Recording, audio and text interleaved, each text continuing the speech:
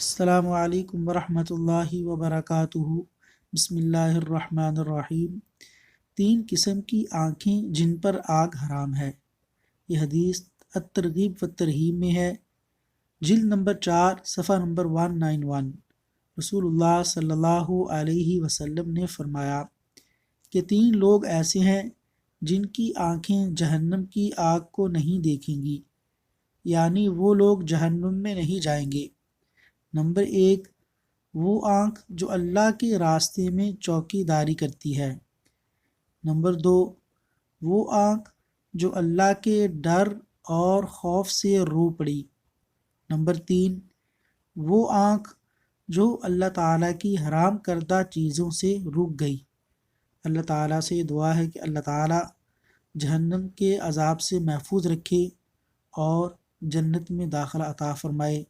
آمین یا رب العالمین۔